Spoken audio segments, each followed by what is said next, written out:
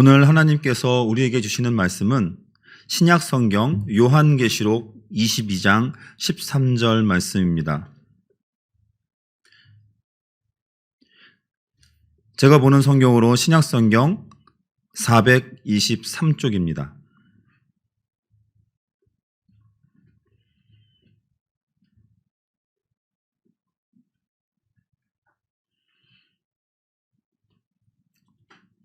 신약 성경 요한계시록 22장 13절 말씀을 봉독합니다. 이 계시의 말씀을 봉독할 때에 살아계신 하나님의 음성을 다 함께 들으실 수 있기를 바랍니다. 나는 알파와 오메가요, 처음과 마지막이요, 시작과 마침이라. 아멘. 여러분은 요한계시록 하면 무엇이 생각나십니까? 요한계시록과 관련하여 자주 듣는 단어나 혹은 문구 몇 가지를 들어보면은 종말, 휴거, 숫자 7과 관련된 여러 저주들, 말을 탄 네 사람, 적그리스도, 14만 4천, 666, 심판, 복수, 재림, 그리고 새 하늘과 새 땅 등을 꼽을 수 있을 것 같습니다. 그런데 흥미롭게도 요한계시록과 관련이 깊은 이 말들 가운데, 관련이 깊다고 알려진 이 말들 가운데 가장 많이 알려진 두 가지, 휴거와 적그리스도 같은 경우에는 사실 요한계시록에 나오지 않습니다. 오히려 위에 언급한 것들 말고 실제 요한계시록에서 가장 중요한 증인, 보좌, 그리고 어린 양 같은 말들을 우리는 잘 떠올리지 못합니다. 더불어 우리 마음속에 요한계시록과 관련하여 떠오르는 감정들은 또 어떠한가요? 막연한 두려움, 놀람, 혹은 혼란 따위입니다. 네, 사실 요한계시록은 복잡하고 또 분명 어려운 책입니다. 심지어 이 요한계시록을 위험하다고 여기기도 합니다. 때문에 요한계시록은 교회 내에서 설교 본문으로 잘 사용되지 못합니다. 방금 말씀드린 대로 복잡하다거니 어렵거나 혹은 위험하다라는 선입견으로 말미암아 그런데요. 이러한 선입견은 실제로 요한계시록을 잘못 해석하고 잘못 사용하는 일부 이단들과 교회들 때문에 생긴 것일 겁니다. 또한 역사적으로 볼 때도 요한계시록에 대해 많은 이들이 부정적인 견해를 보이기도 했습니다. 종교개혁가 루터의 경우 이 책은 사도의 글도 아니요 선지자의 글도 아니다. 나는 성령이 이 책을 만들어내셨음을 전혀 발견할 수 없다라고 이렇게 혹평을 하였고, 독일의 철학자 프리드리히 니체는 모든 역사 기록물 가운데 가장 미친 듯이 복수심을 쏟아낸 책이라고까지 하였습니다.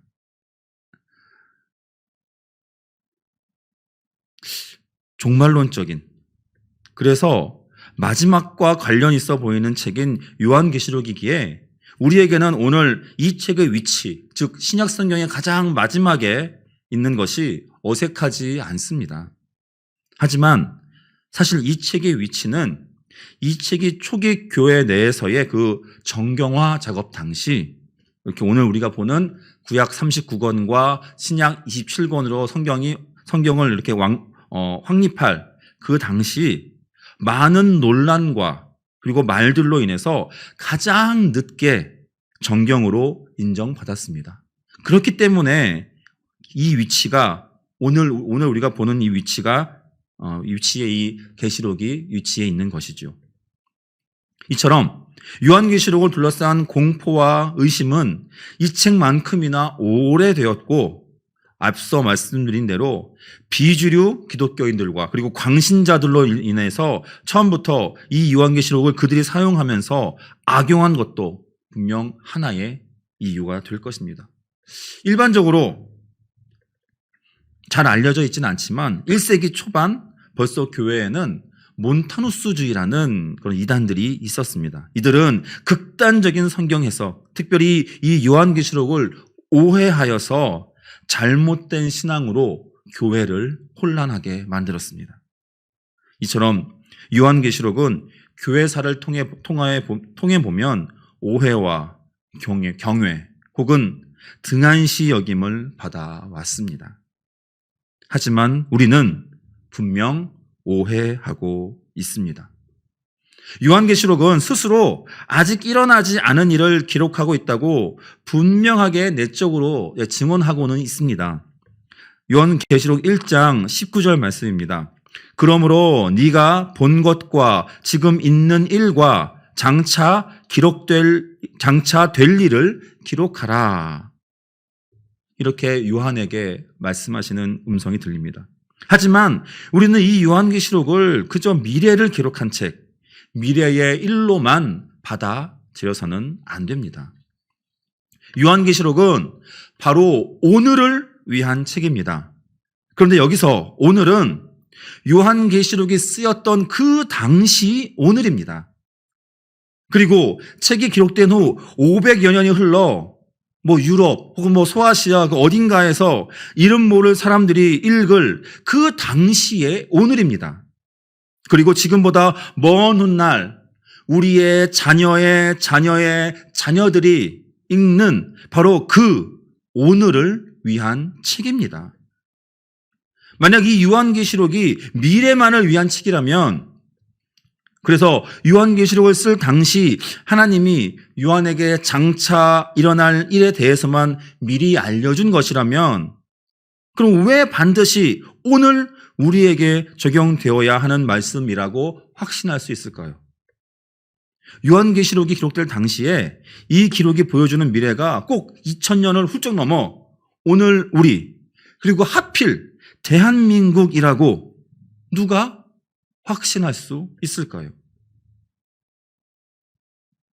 네, 이러한 요한계시록을 그저 미래에 일어날 그 어떤 일로만 해석했기에, 그리고 이것이 나를 위한 혹은 우리를 위한 것이라고 이렇게 협소하게 해석했기에 수많은 이들이 요한계시록을 잘못 해석하고 잘못 적용하고 또 잘못 계산하여서 종말이 왔다느니, 자신이 이긴 자라느니, 혹은 자연재해에 대해 계시록에 나오는 여러 재앙들 중 하나가 행해졌다느니, 이렇게 하면서 미혹하고 속이며 많은 이들을 혼란케 했습니다.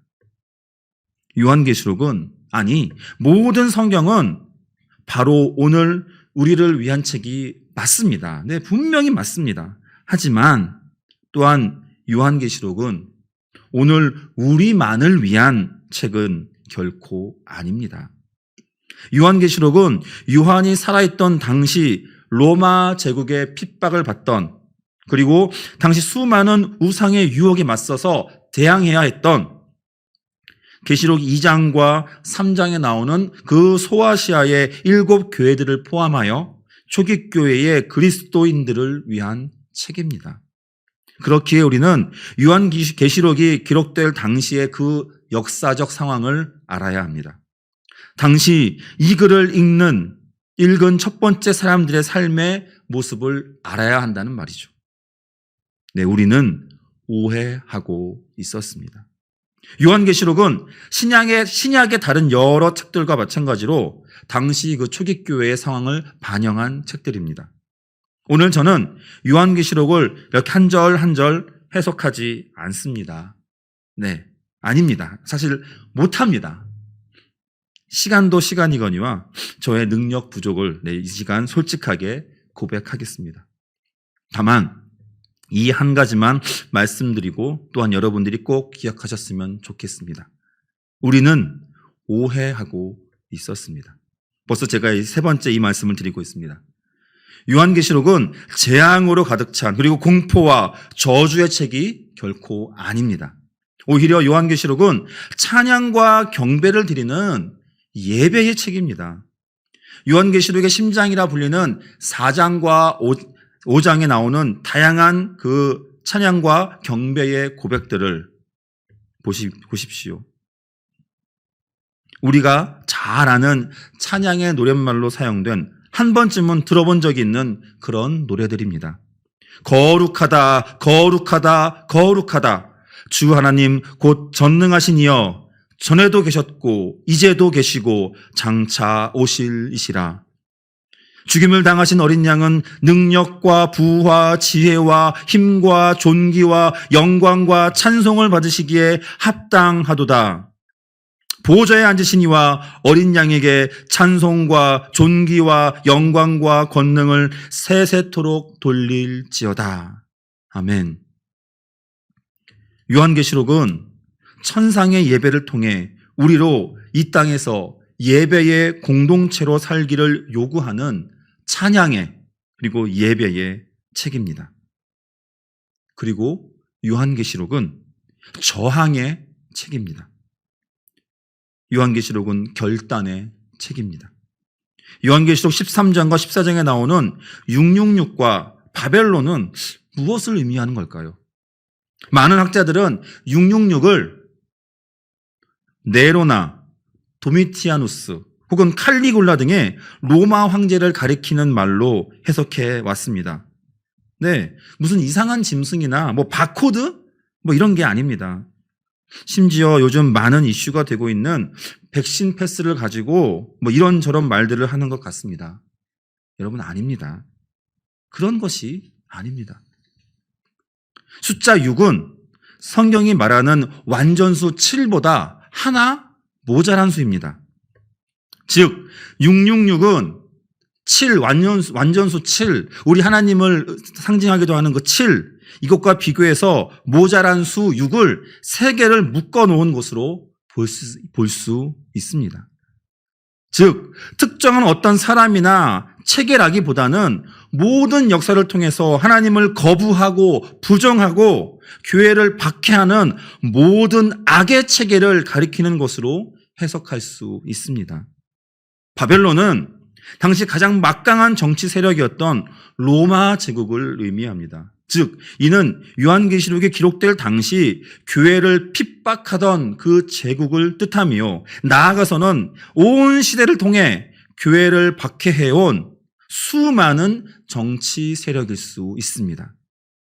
바로 이러한 666과 바벨론으로 상징되는 교회를 핍박하고 하나님을 대적하고 반대하는 이들과 세력에 대항하여서 저항하고 무릎 꿇지 말라고 선언하고 용기를 북돋는 책이 바로 요한계시록입니다.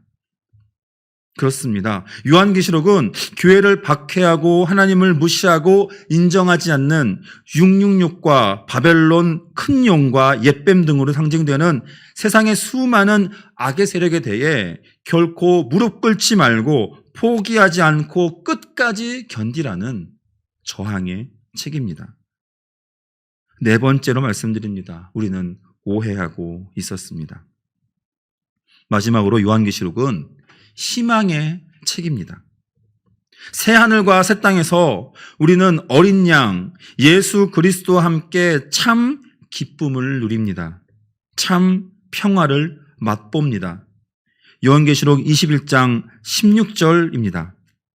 그 성은 네모가 반듯하여 길이와 너비가 같은지라 그 갈대자로 그 성을 측량하니 12,000 스타디온이요 길이와 너비와 높이가 같더라. 아멘. 요한계시록의 마지막에 나오는 새 예루살렘 성은 길이, 너비, 높이 이것이 모두 동일한 즉 정육면체입니다. 성경에서 정육면체를 갖는 장소가 딱 한 군데 등장하는데요. 바로 열왕기 상 6장에 나오는 지성소입니다. 즉 우리가 살게 될 새 하늘과 새 땅에 세워질 새 예루살렘은 하나님의 임재의 상징인 지성소의 확장입니다. 이미 예수 그리스도의 그 십자가의 죽음으로 성소의 그 휘장이 찢어졌습니다. 그리고 새 하늘과 새 땅에서 우리는 하나님의 완벽한 임재를 확장된 그 지성소에서 누리게 됩니다. 이처럼 하나님의 어린 양 예수 그리스도의 승리는 그분을 믿는 바로 우리의 승리입니다. 그러나 여기서 우리는 자칫 또 한 가지 오해를 할 수 있습니다. 세상을 향한 예수 그리스도의 승리는 폭력이나 또는 거대한 힘의 승리가 아닙니다. 계시록의 예수 그리스도는 분명 어린 양으로 묘사되고 있습니다. 세상을 향한 우리의 승리는 이처럼 예수 그리스도, 하나님의 그 어린 양의 뒤를 따르는 승리입니다. 세상을 향한 우리의 승리는 이처럼 연약한 어린 양의 순종의 모습, 평화의 모습입니다. 거대한 힘의 승리 혹은 거대한 세력을 가지는 그런 승리가 아닙니다. 즉, 우리는 우리의 세력을, 우리의 힘을 자랑해서는 안 됩니다. 나아가 성공한 교인들이 다수를 차지하는 수많은 이들이 모이는 거대한 교회와 건물이 자랑일 수 없습니다. 예수를 믿어서 성공했다느니, 예수를 따르면 모든 일이 다 잘 된다느니, 이런 말은 말도 안 되는 이야기입니다. 요한계시록은 우리로 날마다 하나님을 예배하는 예배자로 살도록 격려합니다. 더불어 불의한 세상에 저항하라고 합니다. 어린 양을 따르라고 합니다. 세상을 이길 수 있다고 합니다. 분명 희망은 있다고 합니다. 이제 우리 마음속으로 결단해 보십시다. 내일 당장 우리는 이 요한계시록이 요구하는 삶을 살 수 있습니다. 예배자의 삶, 그것은 매 시간 기도하고 찬양하고 말씀을 보라는 얘기가 아닙니다. 예배자의 삶, 여러분이 어느 자리, 어느 곳에 있든 바로 여러분 곁에 하나님이 계시다는 여러분의 말 한마디, 행동 하나가 하나님을 위한 것이라는 인식을 가지고 사는 것, 그러한 삶이 바로 예배자의 삶입니다. 그리고 여러분은 어린 양을 따라 세상에 저항할 수 있습니다. 불의한 일에 저항하십시오. 불합리한 요구에 맞서시고 힘들어하는 이들의 친구가 되어 주십시오. 우리의 작은 움직임이, 작은 선행이 세상을 움직이는 거대한 파도가 될 수 있습니다. 내일 여러분이 있는 자리에서 작은 행함이, 작은 말 한마디가, 작은 선행의 실천이 바로 요한계시록이 요구하는 예배요, 저항이요, 어린 양을 따름입니다. 그리고 바로 그때 우리를 통해 하나님의 승리가 이 땅에 드러날 것입니다. 기도하겠습니다. 하나님, 우리로 세상 속에서 하나님을 예배하는 예배자 되게 하옵소서. 당신의 뒤를 따라 불의한 세상에 저항하게 하옵소서. 세상을 변화시키는 거대한 힘과 물질이 아니라 작은 선행과 몸짓으로 어둡고 낮은 자리에 희망이 되게 하옵소서. 그리고 마라나타 아멘, 주 예수여 어서 오시옵소서. 예수 그리스도의 이름으로 기도드립니다. 아멘.